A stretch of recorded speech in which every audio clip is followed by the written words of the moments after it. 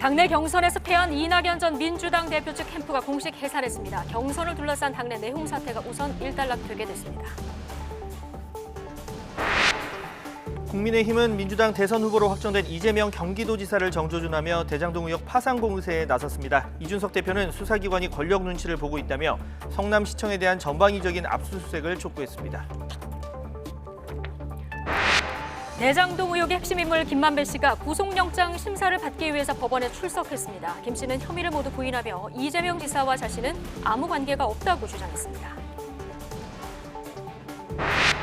윤석열 전 검찰총장이 자신에게 내려진 정직 2개월 징계 처분을 취소해달라고 낸 소송에서 졌습니다. 재판부는 윤 전 총장이 재판부 사찰 의혹 문건을 작성하게 하고 채널A 사건 감찰과 수사를 방해한 게 징계 사유라고 판단했습니다. 오늘 코로나19 신규 확진자는 모두 1,940명으로 100일째 4자릿수 확진자를 기록했습니다. 내일 거리두기 조정안 발표를 앞둔 방역당국은 사적 모임 확대 등 일부 완화 조치 시행을 두고 막바지 검토에 들어갔습니다. 지구 온도가 3도 오르면 해수면 상승으로 영국 버킹엄궁과 호주 시드니 오페라 하우스 일부가 물에 잠긴다는 해외 연구단체의 예측이 나왔습니다. 해수면 상승 피해는 특히 아시아와 태평양 지역에 집중될 것으로 전망했습니다. 네, 윤석열 전 검찰총장이 지난해 자신에게 내려졌던 정직 2개월 징계 처분을 취소해달라며 낸 소송에서 패소했습니다. 재판부는 윤 전 총장이 재판부 사찰 의혹 문건을 작성하게 하고 채널A 사건 감찰과 수사를 방해한 것이 징계 사유로 인정된다고 판단했습니다. 윤 전 총장 측은 판결문을 검토해본 뒤 항소하겠다고 밝혔는데요. 취재기자 연결해보겠습니다. 우철희 기자. 네, 사회부입니다. 네, 법원이 윤 전 총장에 대한 징계가 타당했다. 자, 그러니까 법무부 손을 들어준 거군요. 네, 그렇습니다. 서울행정법원은 윤석열 전 총장이 법무부 장관을 상대로 낸 징계처분 취소 청구 소송에서 윤석열 전 총장 패소로 판결했습니다. 당시 윤 전 총장에게 내려졌던 정직 2개월의 징계 처분이 적법하다 이런 판단입니다. 재판부는 윤 전 총장의 지시로 대검 수사정보정책관실에서 작성된 재판부 분석 문건에 개인정보보호법을 위반해 수집된 개인정보들이 다수 포함되어 있다면서 윤 전 총장이 국가공무원법과 검찰청 공무원 행동강령을 위반했다고 판단했습니다.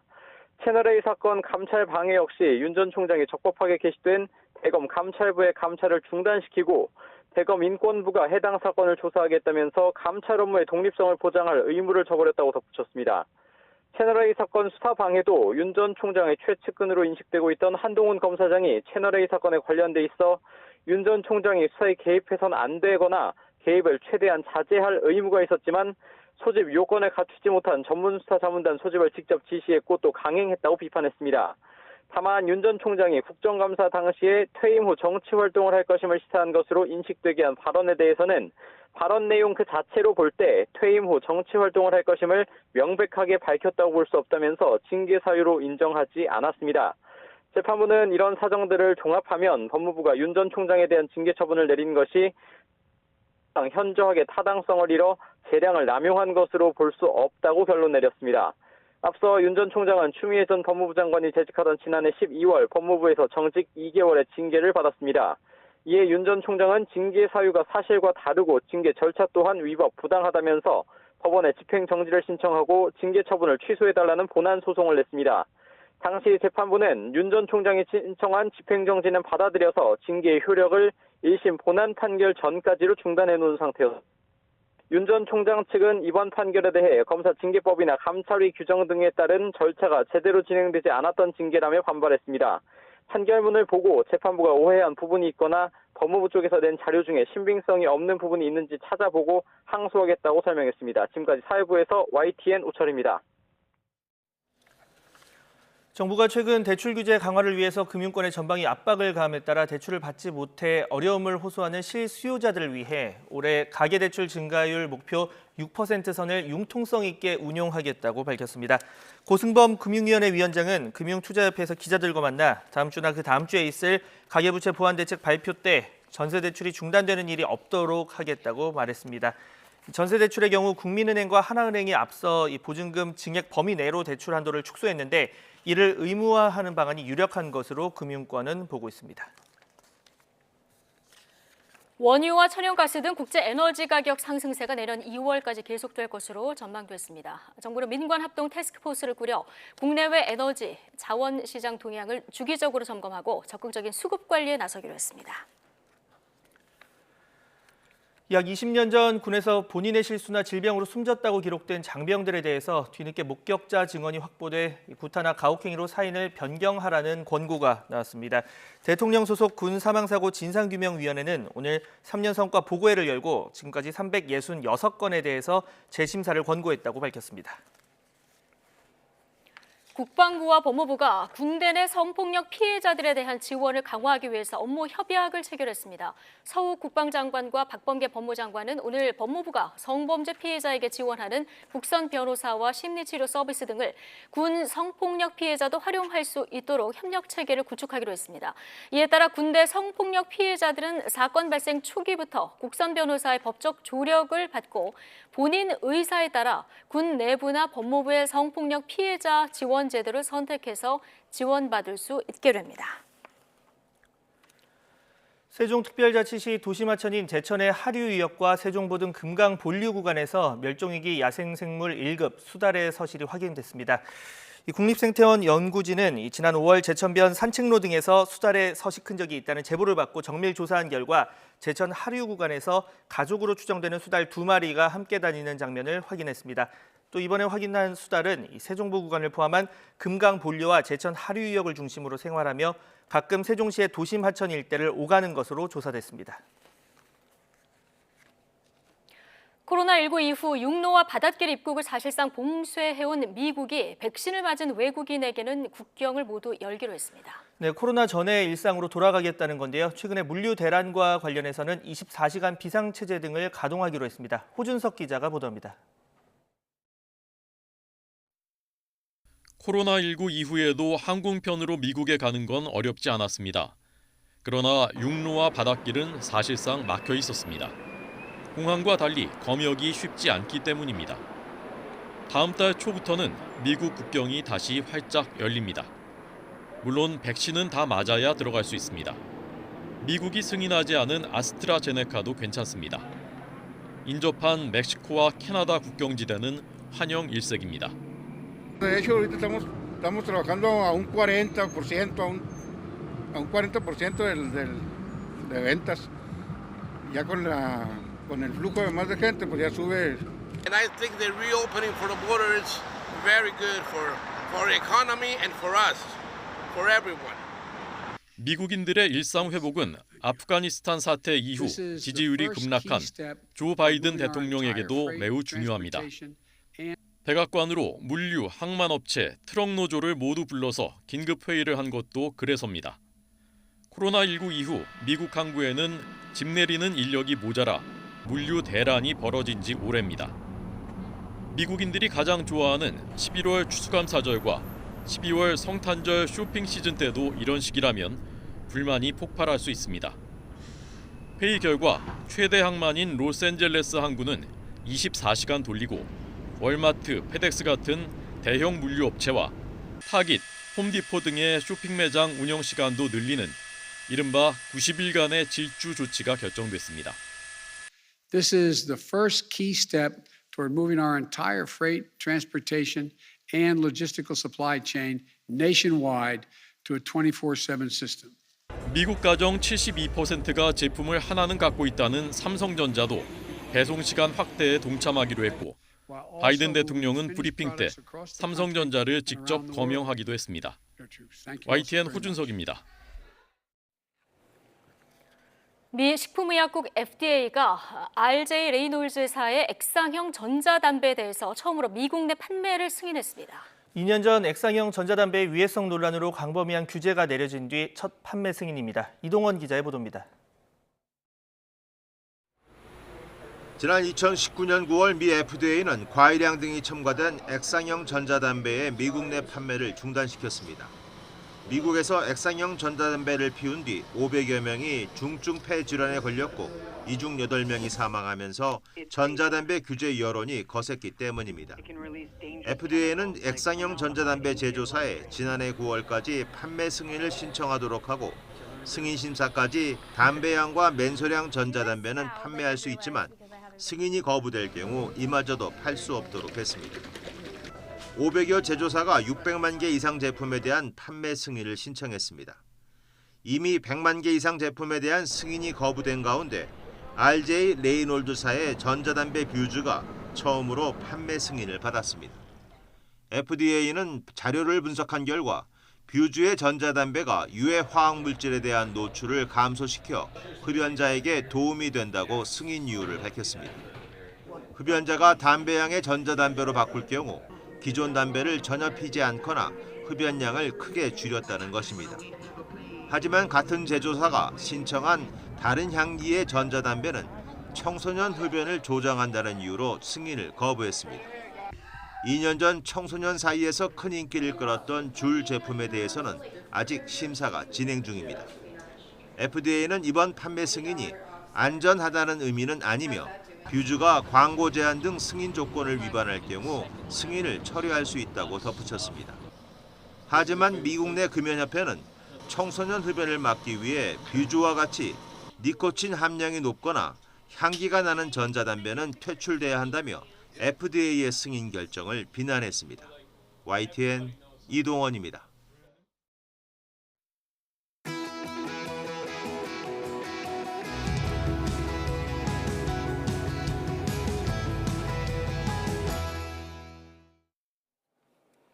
네, 오늘의 전국 주요 현안 짚어보겠습니다. 조기현 더불어민주당 전 법률위 부위원장 그리고 윤기찬 국민의힘 법률위 부위원장 두 분 모셨습니다.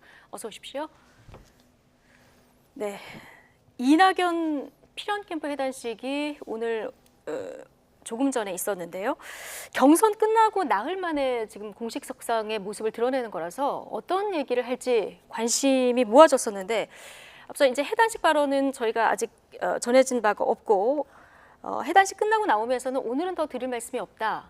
자, 이 내용만 저희가 들을 수 있었거든요. 혹시 해단식에서 어떤 얘기를 했는지 좀 전해드린 바가 있으십니까?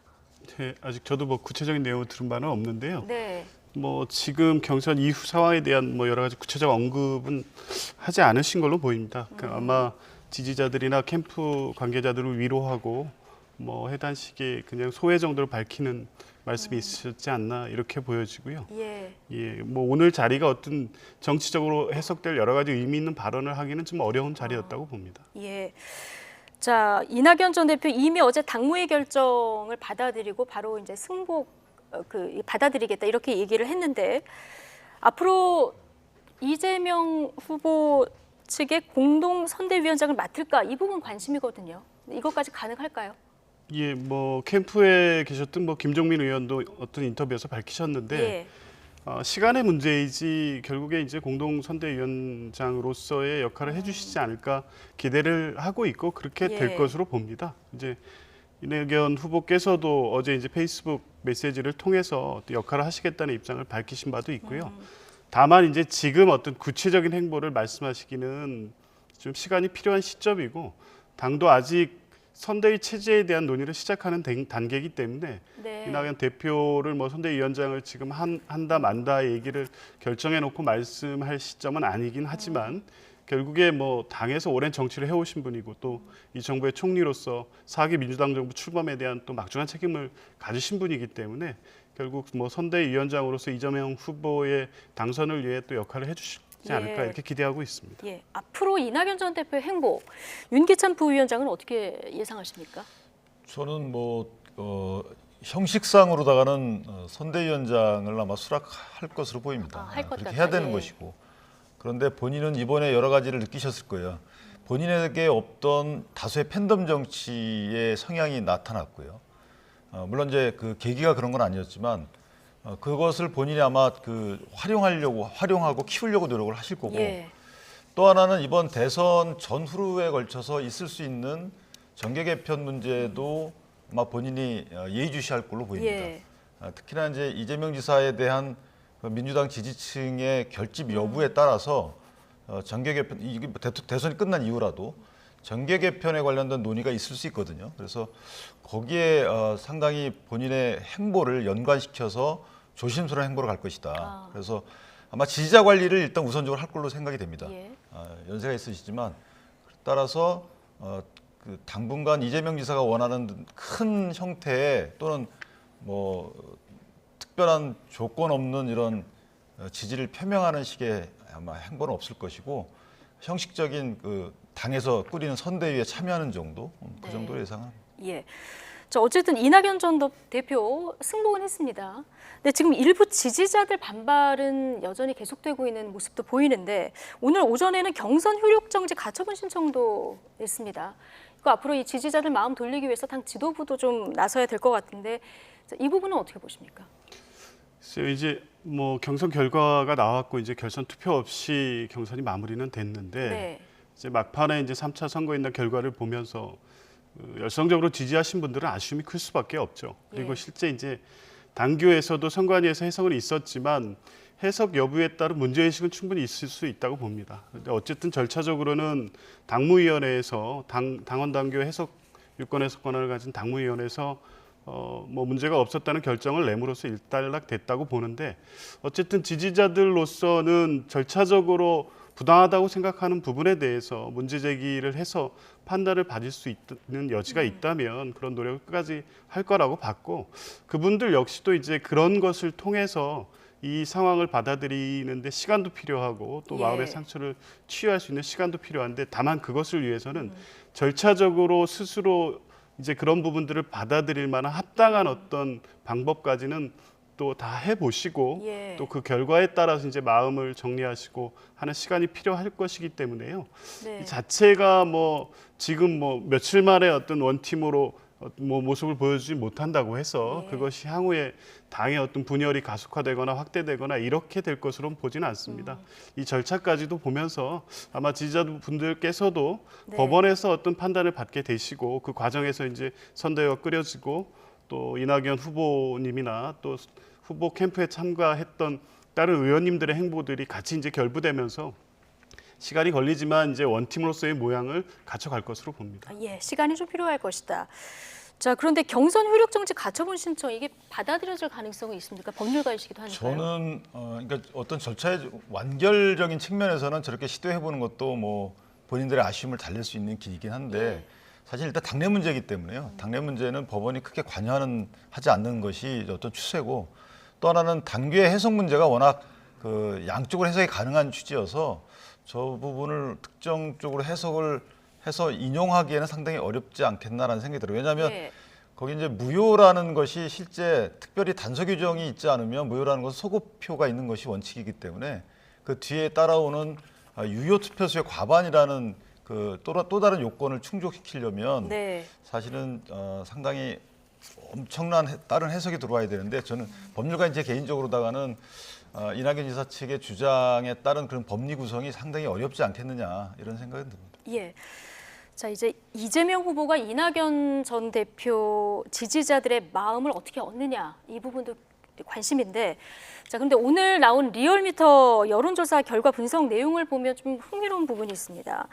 민주당 경선 당시에 이낙연 전 대표를 지지한 사람들 중에서 604명의 응답을 분석한 결과입니다. 뭐 직접적으로 물어봤다기보다는 이재명 지사에게 투표하겠다는 비율보다 윤석열, 홍준표를 찍겠다는 비율이 이 사자 가상 대결로 봤을 때 월등히 높게 분석이 됐거든요. 이거 어떻게 보십니까? 예, 비단 이게 뭐 이제 경선 결과에 따른 후유증의 문제는 아닙니다. 실제 지금까지 경선 과정에서 했던 모든 여론조사에서 이재명 후보를 지지하는 지지자들하고 이낙연 후보를 지지하는 지지자들의 뭐 여론조사상의 어떤 결집도 충성도를 비교했을 때는 이재명 지사 측은 한 70, 80% 이낙연 지사를 지지할 것으로 결과가 나오고 있었고요. 그에 비해서 이제 이낙연 후보 지지자들은 이탈표가 많은 것으로 원래 계속 비슷한 결과가 나오고 있었고 이제 아직 경선 후유증이 가시지 않은 상태에서 바로 나온 조사이기 때문에 그 결과보다 좀 더 이제 더 높은 타 후보를 지지하겠다는 여론조사가 나온 것으로 보이기는 하는데요.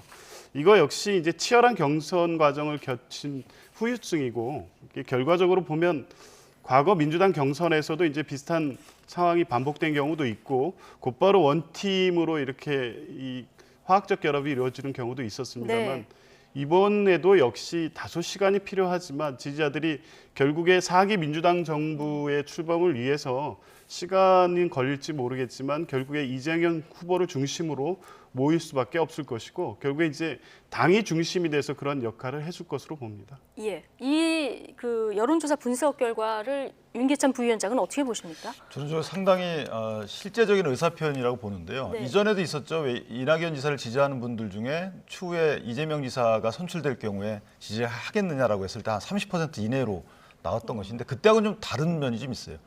그 이후에 그 경선 결과가 발표된 이후에도 그 송영길 대표 등의 언행이 사실은 상당히 좀 부적절했다고 봅니다.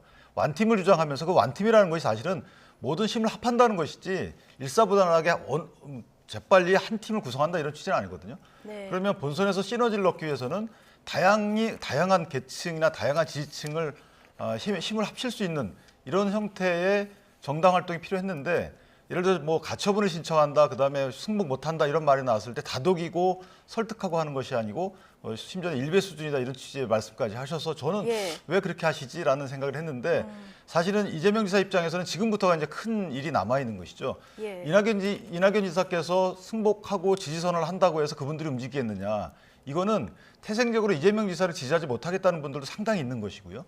그다음에 이재명 지사께서 지난 19대 대선 때 바로 또 승복한다는 이런 취지의 메시지를 내시지 않고 한 4, 5일 뒤에 이게 또 마무리가 됐단 말이에요. 네. 그러니까 이런 전례에 비추어 보면 현재 이낙연 지사한테 얼른 승복해라라는 취지, 당이나 후보 측에서 압박하는 부분은 저는 옳지 않다고 보고 오히려 완팀 구성을 위해서는 이낙연 지사가 본인에 대한 지지층을 결집시키고 이탈하지 않도록 한 이후에 그다음에 이제 그 완팀에 모시고 와서 지지를 확장하는 이런 형태의 완팀 구성이 타당하지 않겠느냐. 그래서 그런 쪽으로 노력하는 것이 민주당에 낫지 않겠다는 생각입니다. 이낙연 전 대표의 해단식에서 발언이 조금씩 전해지고 있는데 일단 일시적으로는 경쟁할 수 있지만 다시 하나의 강물이 돼야 된다. 자, 이런 얘기도 했고요.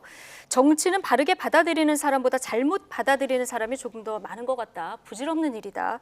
안경 쓰는 이유가 얼굴이 잘 보이기 때문인데 최선을 다할 거다. 여러분도 그렇게 해달라. 어디선가 계속 만나서 의견을 나누자. 저도 함께할 것이다. 오늘 이런 얘기를 했다고 전해지고 있습니다. 앞으로 민주당 오늘 그 이낙연 후보 유력 대선 주자였는데 캠프 해단식에 있었는데요. 앞으로 원팀으로 나아갈지 좀 지켜보도록 하고요. 국민의힘으로 가보겠습니다. 국민의힘 대선 경선도 본격화되면서 주자들 간 신경전도 달아오르고 있습니다. 이번에는 윤석열 후보의 당이 없어지는 게 차라리 낫다. 이 발언이 주자들 사이에 논란이 되고 있는데요. 보고 오시겠습니다. 제대로 법을 집행하려고 하다가 참 핍박받는 정말 훌륭한 검사라고 하던 또 우리 당의 선배들이 제가 또 오니까 정치에 발을 디디니 핍박이 갑자기 의혹으로 또 바뀝니다. 다른 사람들은 정치판에서 10수년, 20년을 갖다가 지내왔는데 월급쟁이 공직생활 한 사람한테다가 도덕 검증이나 윤리 검증이라는 잣대를 들이댄다는 게 지나가는 소가구슬 얘기 아닙니까? 이재명이와 유동규의 관계가 뭐 저와 무슨 정보 정책관의 관계다 뭐 이런 식으로 이게 도대체 야당의 대선 후보가 할 소리입니까? 이런 사람들이 정권 교체 하겠습니까? 정말 우리 당도 정권을 가져오냐 못 가져오냐는 거는 둘째 문제고 정말 이런 정신머리부터 바꾸지 않으면 우리 당은 없어지는 게 낫습니다.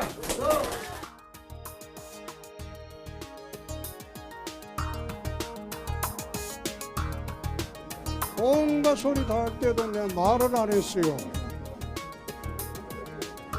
그냥 철이 없어 그러더니 이거는 오만 방자하기 이럴 데가 없지. 내일 내 1대1 토론할 때 그냥 안 둘 거야.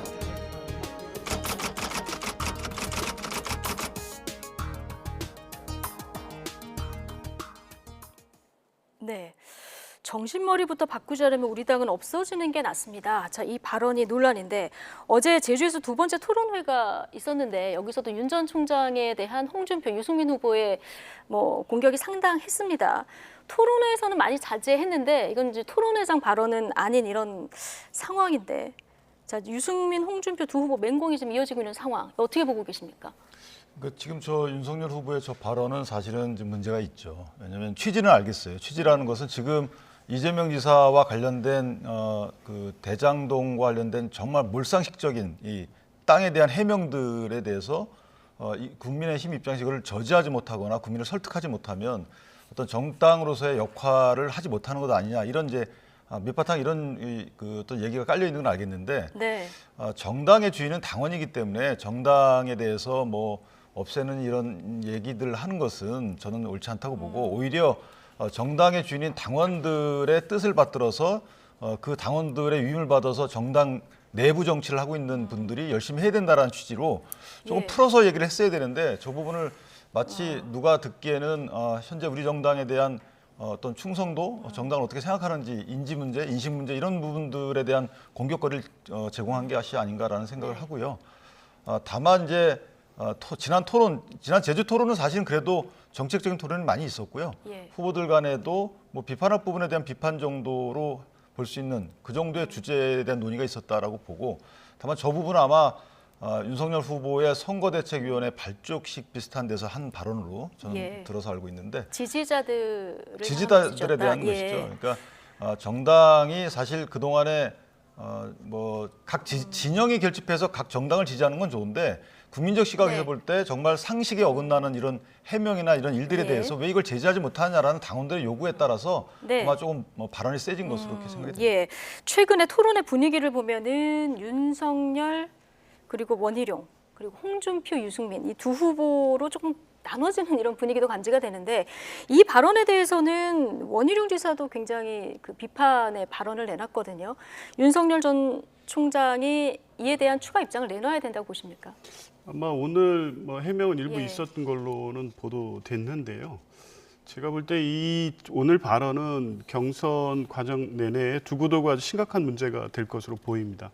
최초에 이 발언이 보도됐을 때만 해도 이제 저도 보고서 이게 예. 경선 초기고 기선 제압을 위해서 매우 준비된 전략적 메시지로 봤습니다. 왜냐하면 최근에 뭐 미신 주술 논란해서 이제 개인적 공격이 대상이 되고 있는 상황이었고 이후에 실제 4인 경선에서는 윤석열 후보와 관련해서 제기된 여러 가지 의혹들 뭐 처가 문제라든가 뭐 배우자 문제 또 지금 검찰총장 직무수행 과정에 있었던 예. 뭐 오늘 징계에 대한 기각 결정도 있었습니다. 여러 가지 예. 문제에 계속 공격이 대상이 될 것이거든요.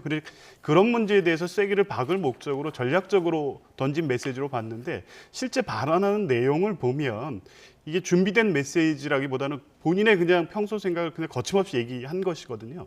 근데 이제 그 내용을 보면 실제 정당 정치에 대한 어떤 기본적인 이해나 이런 것 없이 본인의 지지율 1위를 가지고 그것을 존중하지 않는 당원이나 다른 후보들의 어떤 존재 자체를 사실 부인하는 취지의 발언이었단 말입니다. 네.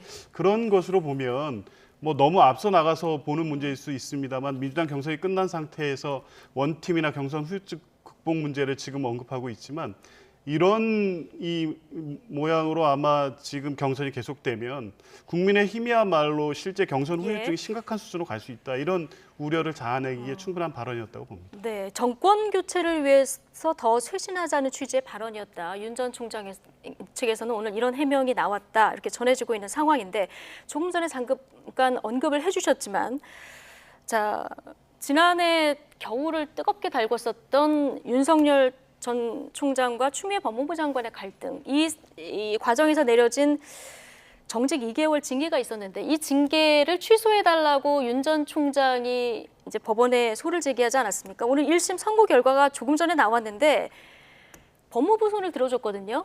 뭐라고 했냐면 법무부 징계가 사회 통념상 현저하게 타당성을 잃어서 재량을 남용한 것이라고 볼 수 없다. 자, 어떻게 보고 계십니까? 그러니까 재판부가 그 이전에 이제 집행정지는 이제 인용이 됐고요. 그 집행정지의 심리 과정에서 사실은 완결적 심리를 하겠다라는 취지의 이제 재판장의 그런 취지의 발언도 있었고. 그때 집행정지는 그 본안 소송과는 별개고요. 네. 이때 당시에는 절차적으로 좀 하자가 있었다. 이런 그러니까요. 판단이었었죠. 두 번에 관련된 집행정지가 있었는데 하나는 예. 직무배제 조치에 대한 집행정지 신청을 한번 했었고요. 인용을 받았고요. 그때는 네. 조미연 부장판사였고. 예. 그 뒤에는 이제 징계 처분 이후에 이 징계 처분의 집행을 정지해달라는 여기에 대한 집행정지 신청도 예. 있었고 이것도 인용을 받았죠. 그때는 홍모 부장판사였는데 그때는 절차에 이제 문제가 있다고 봤어요.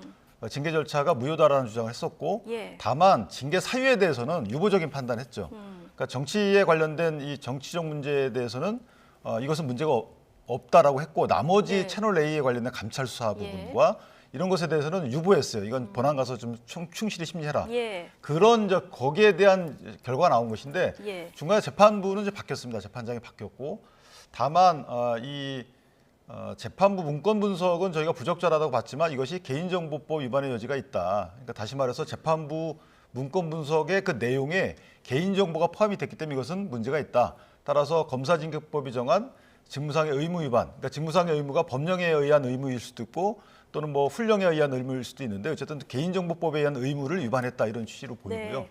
또 하나는 이제 채널A 그 감찰 수사와 관련돼서 예. 전문수사 자문단을 소집을 이제 명했는데 네. 전문수사 자문단의 소집권이 과연 누구한테 있느냐 이거는 이제 좀 논란의 여지가 있다 이런 취지 네. 같아요. 예를 들면 관련 규정에 보면 수사검사가 하게 돼 있거든요. 수사검사가 지정해서 그 의견을 반영하도록 돼 있는데 당시에 왜 검찰총장이 나서 지시했느냐 이런 아마 의미가 들어있는 것 같아요. 그래서 그 부분도 위법하다는 취지로 징계 사유를 인정한 것 같고요. 네. 따라서 이런 전반적인 징계 사유를 볼 때 윤석열 전 총장에 대한 정직 2개월의 징계 양정이 현저히 이 부당해서 재량권을 남용한 것이 아니다. 뭐 네. 이런 취지로 판단한 것으로 보입니다. 예, 지난번 효력 정지는 그러니까 회복하기 어려운 손해가 발생할 우려가 있을 때 이제 정지를 하는 것이고요. 처분이 정당했는지 판단하는 것은 오늘 내려진 이제 본안 소송인데, 자 징계 사유가 4가지 아니었습니까? 판사 사찰 문건이 있었고 채널A 사건 감찰 방해, 그리고 또 하나 수사 방해, 그리고 또 하나가 정치적 중립 위반인데 정치적 중립 위반 빼고는 오늘 다 인정됐다 이렇게 봐야 되는 겁니까? 예, 그렇습니다. 법원 지금 언론에 보도된 내용을 보면 예. 앞에 3가지 법원 사찰 문건이라든가 채널A 사건 수사방해, 감찰방해에 대해서 모두 징계 사유에 해당된다고 인정이 됐습니다. 사실 그 집행정지 신청 사건에서는 지금 말씀하신 대로 긴급한 필요, 실제 임기가 6개월 정도밖에 안 남았는데 예. 2개월 징계 집행을 해버리면 사실상 해임과 다름없는 효과를 낸다는 우려 때문에 그 부분이 더 우선적으로 고려됐던 것이고요. 실제 징계 사유에 대한 적극적 법적 판단을 하지 않은 상태였는데 예. 그때에도 이미 그 판사 사찰 문건에 대해서는 다시는 이런 일이 있어서는 안 된다는 네. 지적도 있었습니다. 그러니까 이미 어느 정도 징계 사유에 해당할 수 있다는 부분은 집행정지 사건에서부터 예고돼 있었다고 볼 수 있고요. 오늘 3가지 인정된 사유를 보면 실제 검찰총장인 윤석열 후보가 이 법에 정한 권한을 넘어서서 직권을 남용했다, 권한 남용했다는 부분을 구체적으로 적시하고 있거든요. 그러니까 이제 이런 부분은 뭐 단순하게 이 징계 네. 사건의 결과로서 취소를 구하는 사건에서는 패소한 것이지만 현재 윤석열 후보의 어떤 정치적 입지와 관련해서도 뭐 심각한 문제가 될 수 있다고 봅니다. 왜냐하면 윤석열 후보가 당시 징계 사유 원인이 됐던 것은 결국에 법무부 장관의 수사 지휘라든가 감찰 지휘 등을 전부 다 거부하면서 예. 본인의 권한 범위라고 주장하면서 했던 행위에 대해서 징계 사유가 돼서 징계 처분이 이루어진 것이었거든요. 예.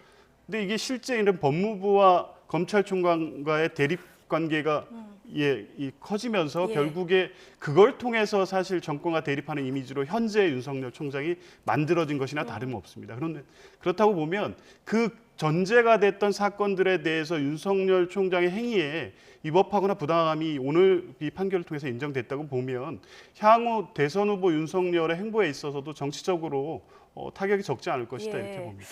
근데 한 가지만 제가 말씀을 드리면 이것은 이제 윤석열 총장에 대한 징계가 정당했는지 여부에 대한 것이고 물론 징계 사유가 일단 인정이 됐다 하더라도 첫 번째는 그 징계 사유의 위법 여부가 형사적 위법까지 연결되는 것은 아니고 두 번째는 그 징계 사유가 위법하게 된 그 윤석열 총장의 행위가 왜 있게 됐는지 그 경위에 대해서는 그 추미애 장관의 행위가 정당했다 카운터파트너인 그런 거기까지는 되는 건 아니죠. 예를 들면 지금 보시면 감찰과 관련된 것은 어떻게 보면 감찰권 독립 이 부분을 침해했다라고 하는 것이 거꾸로 얘기하면 검찰권 행사에 대한 독립을 침해했기 때문에 윤석열 총장이 대응하는 과정에서 나왔던 문제들이거든요. 예. 인사 문제도 마찬가지고 따라서 그것을 넓게 이 판을 전체 넓혀가지고 윤석열 총장의 당시에 이런 여러 가지 행위들이 이런 문제가 있기 때문에 그 당시에 추미애 장관은 정당했다라고 또 해석되는 것은 좀 논리의 비약이다라고. 윤 전 총장 측에서는 항소하겠다 이런 입장을 밝혀봐서 앞으로 조금 더 다퉈볼 부분이 있는지 추가 재판들 상급심 재판을 좀 지켜봐야 될 것 같은데 자 징계 사유 중에서요 판사 사찰 문건을 작성한 곳이 수사정보정책관실 아니겠습니까?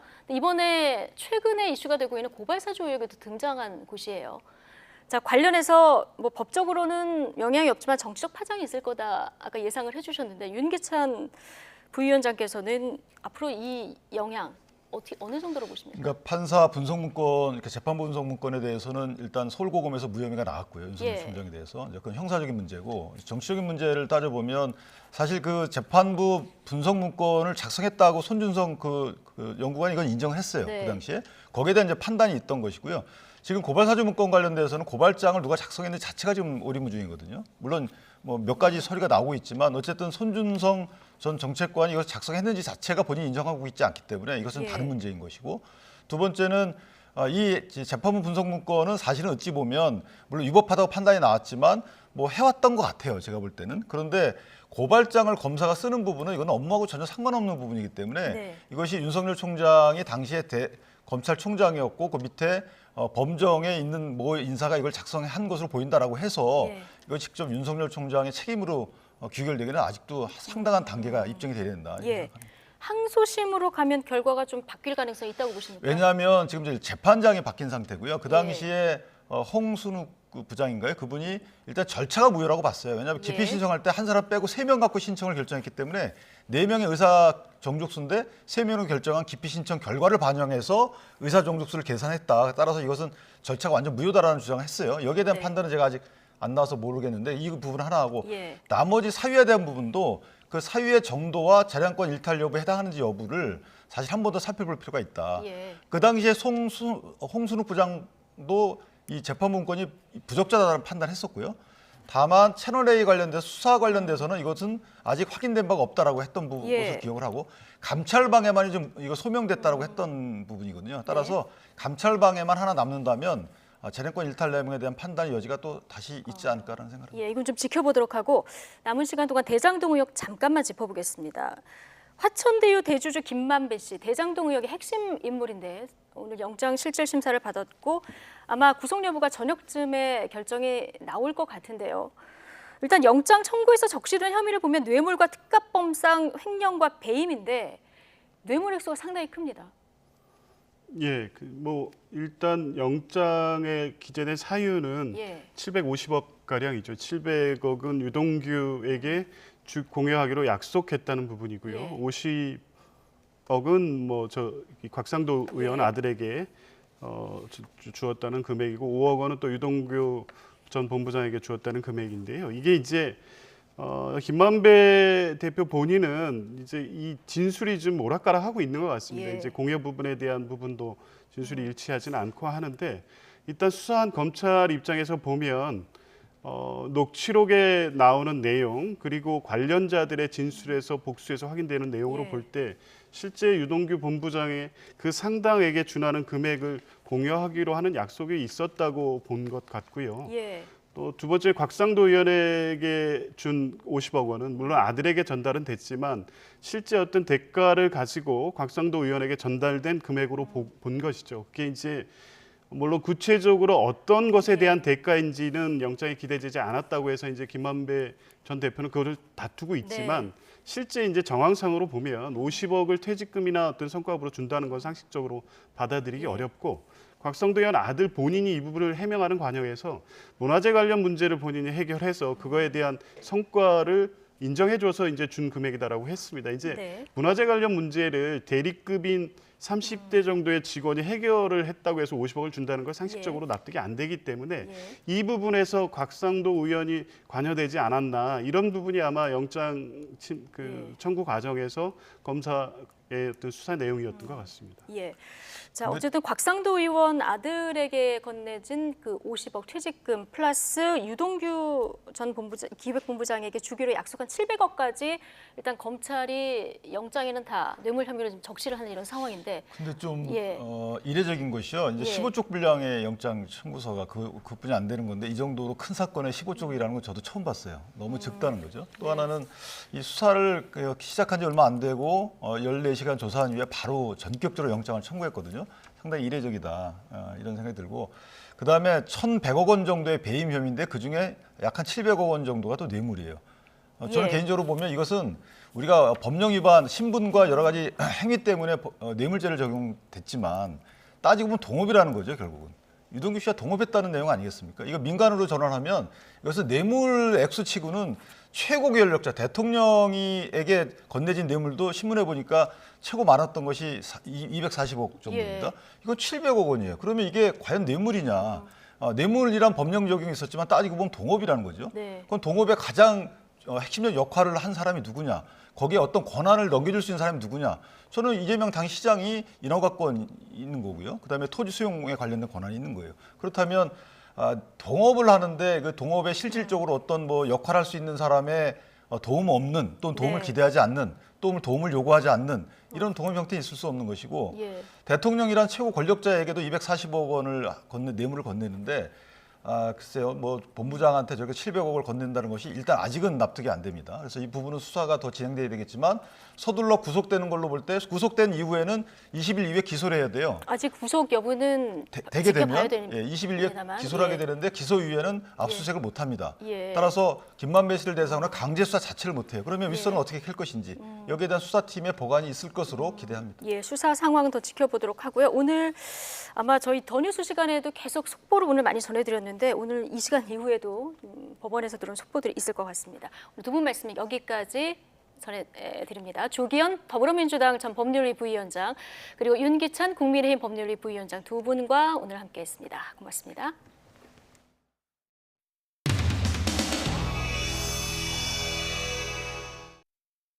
뭐 무슨 고발 사주 가지고 무슨 대장동 사건에 뭐 비유를 해가면서 이게 도대체 야당의 대선 후보가 할 소리입니까? 참 당이 한심합니다. 정말 이런 정신머리부터 바꾸지 않으면 우리 당은 없어지는 게 낫습니다.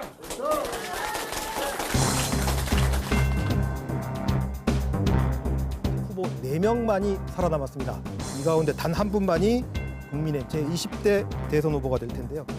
현 제주공항을 확장하는 안은 어떻습니까? 근데 천공선님은 확장안이 좋다고 했는데 내가 그걸 보니까 모르겠습니다. 자, 2공항, 4.3, 환경, 관광 뭐 이런 공통적인 주제를 말씀해 주셨는데요. 제주지사를 하시면서 아주 부패 척결을 잘 하셨고 채용 비리 같은 것들을 근절하고 또 부동산 투기를 억제하셨다고 하는데 그런 얘기를 조금 듣고 싶습니다. 7년 내내 싸웠기 때문에 대장동을 보니까 몇 가지 얘기를 들으니까 제 눈에 환히 보이는 거예요. 그렇게 대처하신 거에 대해서는 참 높이 평가합니다.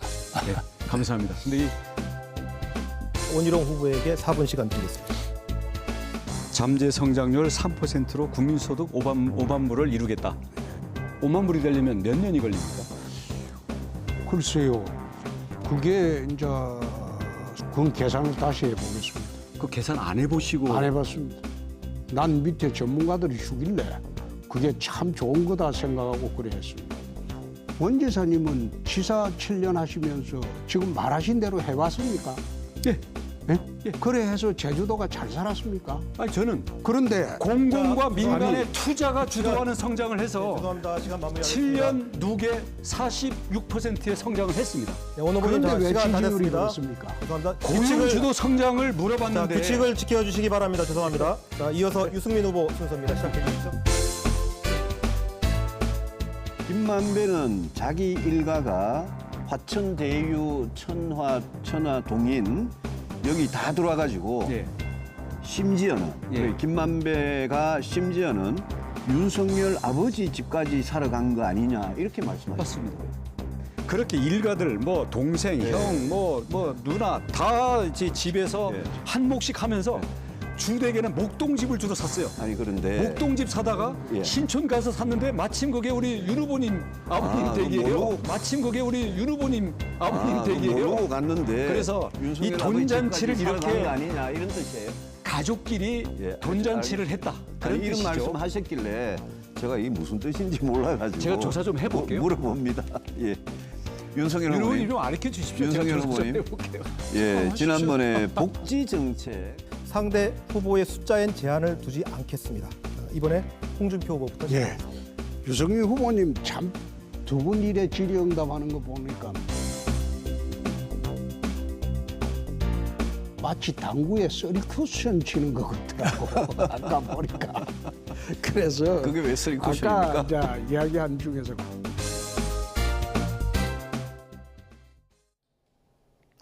오늘은 전국에 쾌청한 가을 하늘이 펼쳐지고 있습니다. 하지만 맑은 하늘도 잠시, 내일은 전국이 대체로 흐린 가운데 동해안과 충청 이남 지방에 비가 내리겠는데요. 내일 아침 강원 영동을 시작으로 내일 오후에는 경북 동해안과 충청 이남 지방에도 비가 내리겠습니다. 비의 양은 모레까지 동해안에 10에서 40mm, 강원 영서와 충청 이남, 제주도에 5에서 20mm가 예상됩니다. 내일 한낮에는 오늘보다 1에서 5도가량 낮겠습니다. 내일 낮 기온 서울 23도, 대전 20도, 광주는 22도가 예상됩니다. 모레까지 한 차례 가을비가 내린 뒤 일요일에는 서울의 아침 기온이 무려 1도까지 뚝 떨어지겠는데요. 이에 따라 서울 등 내륙 대부분 지방에 올가을 첫 한파특보가 내려질 전망입니다. 지금까지 날씨 정보였습니다. 네, 목요일 더 뉴스 여기서 마치겠습니다. 이어서 뉴스큐가 방송됩니다. 시청해주신 여러분 고맙습니다.